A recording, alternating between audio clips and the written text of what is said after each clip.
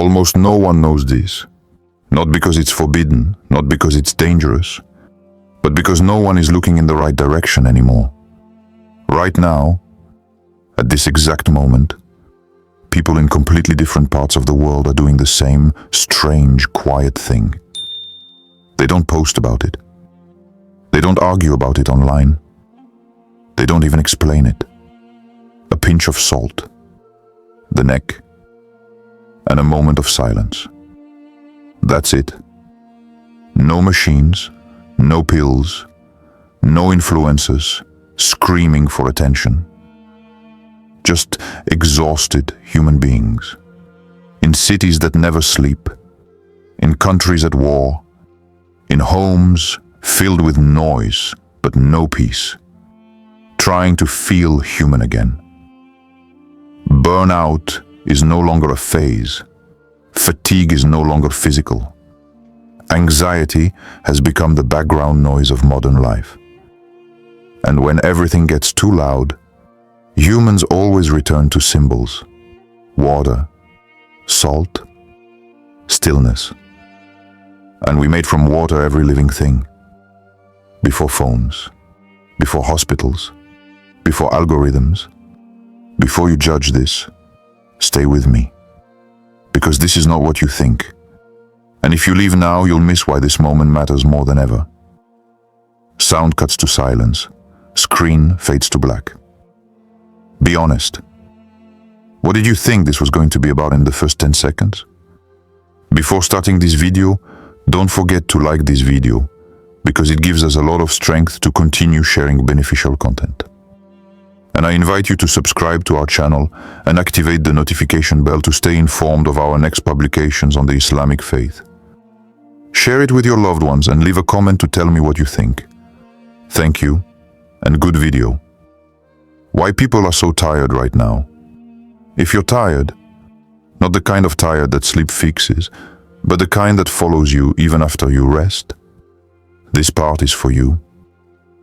Right now, nurses around the world are working double shifts, holding lives together while their own energy quietly disappears. Parents are raising children while carrying invisible fear about the future. Young people are more connected than ever, yet feel strangely hollow, overstimulated but undernourished on meaning.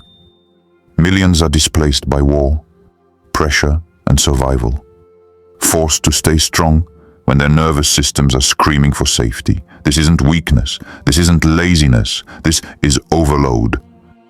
Your body was never designed to process endless noise, constant alerts, global suffering, and personal pressure, all at the same time. Fatigue today isn't just physical, it's neurological, it's emotional, it's spiritual. The mind never fully powers down. The shoulders never fully drop. The neck stays tight, as if holding up the weight of the world. Allah does not burden a soul beyond what it can bear. But here's the truth we rarely admit. Humans often burden themselves. With fear, comparison, speed, and silence, they never allow themselves to enter. Your tiredness is not a failure. It's a signal that something inside you is asking to slow down, to be acknowledged, to breathe again. If you feel exhausted even after resting, this part is for you. Where in your body do you feel tired the most? Mind, chest, neck, or soul? Why the neck is symbolic, not magic. This is where many people misunderstand the story. This is not about salt, and it's not about magic. It's about the neck. The neck is the bridge between thought and action, between the mind that worries and the body that carries it. When stress builds, it doesn't go straight to the heart or the hands. It settles here, in the shoulders, in the jaw, in the quiet tension you don't even notice anymore. Athletes cool the neck to reset. People under pressure rub their shoulders without thinking. Trauma doesn't always announce itself. It rests here. And modern life has added something new. Heads bent forward, eyes locked on screens, carrying the weight of the world through a single fragile joint. Ancient cultures noticed this long before anatomy books existed. They didn't describe nerves or posture, they spoke in symbols. In the Quran, the neck appears again and again as a metaphor, not for the body, but for burden. We have placed chains around their necks. Chains are not just metal. They are habits, fears, pressures, unspoken expectations. A burdened neck represents a burdened soul, and a released neck represents relief. That's why this matters. This is not about salt. It's about where attention goes. When attention finally returns to the body responds. Not with miracles, but with permission to soften. Did you notice your neck tense up while watching this? Why salt appears in every civilization? Salt didn't become important by accident. Long before laboratories, people noticed something simple. Salt preserves. It stops decay. It protects what would otherwise be lost. That's why salt became more than food. It sealed covenants. It marked promises. It purified spaces. Roman soldiers were paid in salt, not as luxury, but as necessity. To lose salt was to lose stability. Across cultures, when people wanted to remember something sacred, they used what lasted. In Islamic tradition, salt represents balance, not excess, not denial. Moderation, wasatiyya. Too little salt and life weakens. Too much and balance is destroyed. The Quran reminds us that the earth itself was created in balance. Measure, proportion, harmony. And when humans forget that balance, corruption appears. Corruption has appeared on land and sea because of what the hands of people have earned. This isn't only about nature, it's about the human state. When life loses balance, humans don't always have words for it, so they create rituals, small actions, physical reminders. Not because the object is powerful, but because memory is. When humans forget balance, they invent rituals to remember it. Salt stayed with us because it reminded us to pause, to preserve, to return to center. What object do you personally associate with purity or a reset? Modern real stories happening now. In a small classroom, long after the last student has gone home, a teacher sits alone at her desk. She doesn't cry anymore. She's past that stage. Instead, she places her feet on the floor, closes her eyes and breathes. No miracle, just a moment to remind her nervous system that the day is over. In a refugee shelter thousands of miles away, a man mixes salt into a cup of water. Not as medicine, as memory. It tastes like the sea near the home he lost. And for a brief moment his chest loosens. He remembers who he was before survival became his full-time job. In a quiet home before sleep, a Muslim mother places her hand on her child's shoulder and whispers intention, niyyah. Not to fix the world, but to rest with purpose. She teaches that sleep itself can be an act of remembrance. And somewhere else, a man deletes the apps that keep him trapped in endless headlines and replaces them with silence. No scrolling, no updates, just 5 minutes of stillness before bed. At first it feels uncomfortable, then unfamiliar, then necessary. None of these people were healed by an object. None were cured by a ritual. But something shifted. Their breathing slowed. Their shoulders dropped. Their thoughts softened. Rituals don't heal the body. They calm the mind. And a calm mind gives the body permission to recover.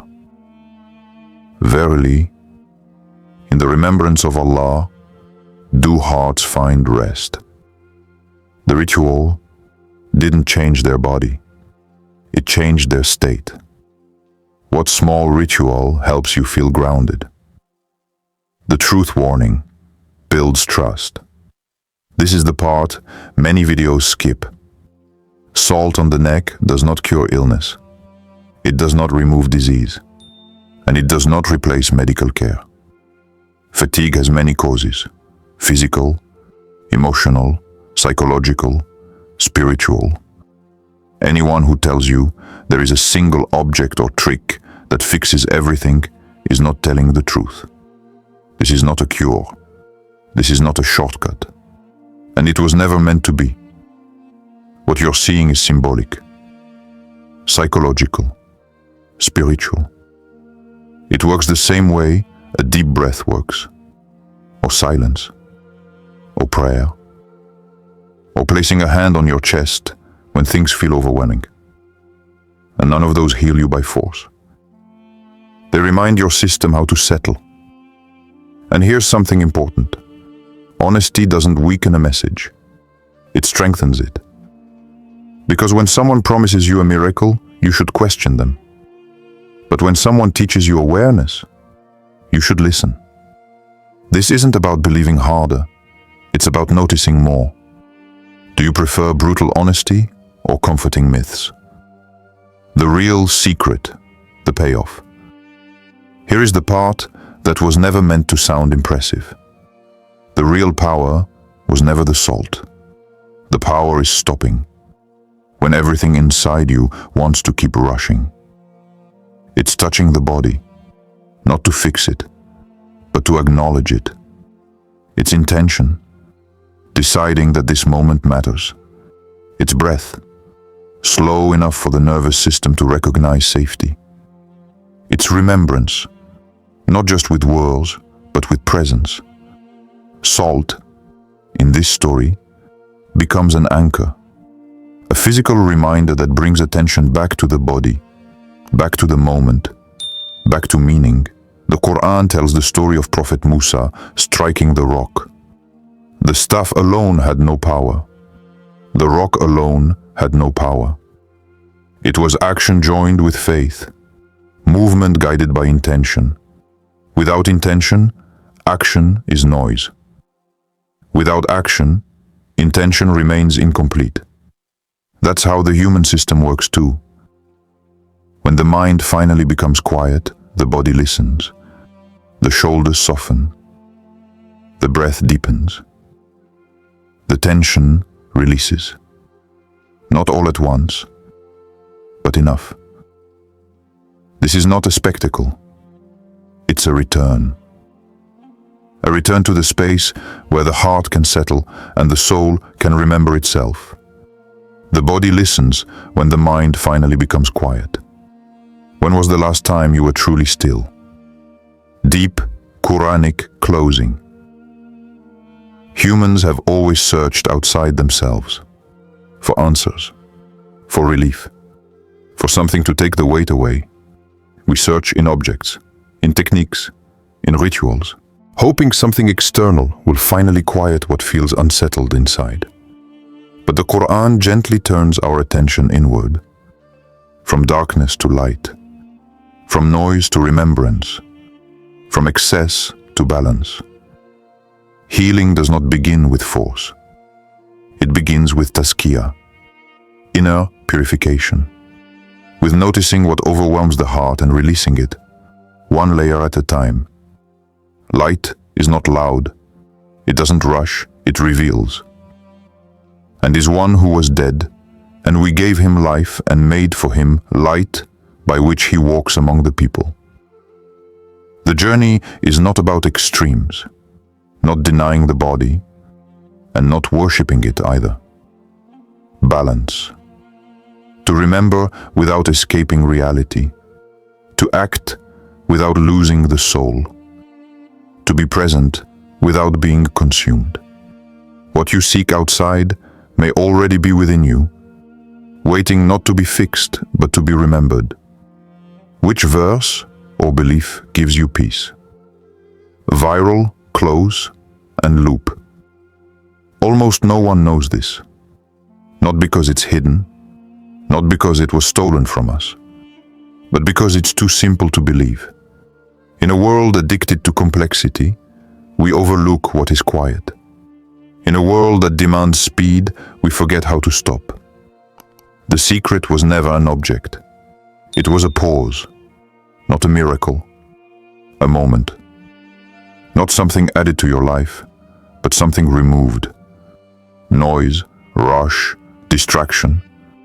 What remains is balance, between mind and body, between effort and rest, between action and remembrance. And once you see it this way, you can't unsee it. Almost no one knows this, until they slow down enough to notice. If this made you think differently, type balance in the comments.